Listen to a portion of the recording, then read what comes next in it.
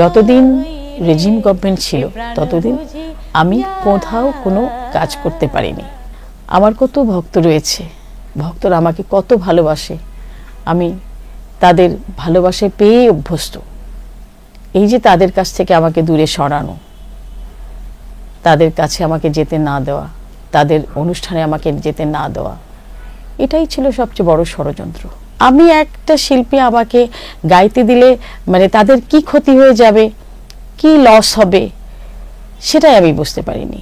হয়তো পারতাম একটা গান করে ইউটিউবে ছেড়ে দিতে। আমি এমন একটা ইউটিউবার আর্টিস্ট, আমি একটা ন্যাশনাল আর্টিস্ট বাংলাদেশের, আমার দেশের সম্মান জড়িয়ে আছে আমার কাছে। আমি ইউটিউবে গিয়ে গাইবো কেন? নতুন বাংলাদেশ নিয়ে সকলেরই স্বপ্ন, আমাদেরও স্বপ্ন। সবচেয়ে আমরা আনন্দ উপভোগ করছি যে আমরা এখন প্রাণ খুলে কথা বলতে পারছি। নতুন বাংলাদেশে এখন আরও আধুনিক গান হবে, আরও ভালো গান হবে, আরও মৌলিক গান হবে। আমাদের শিল্পী খুঁজে খুঁজে বের করতে হবে, তাদেরকে দিয়ে ভালো গান করাতে হবে।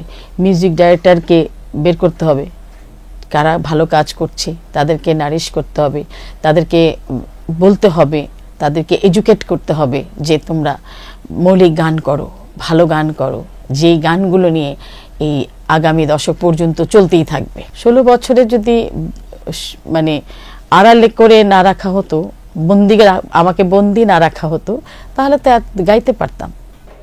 এক নজর না দেখিলে বন্ধু দুনিয়ায় আন্ধার হয়, এক নজর না দেখিলে বন্ধু দুনিয়ায় আন্ধার হয়। কাছে তোমায় না পাইলে বন্ধু দম যেন মর যায়। বন্ধু তুমি কই কই রে, এ প্রাণ বুঝি যায় রে।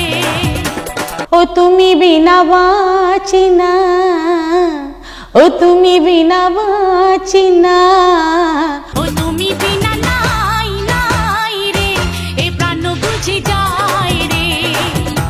ও বন্ধু তুমি কই কই রে, এ প্রাণ বুঝি যায়।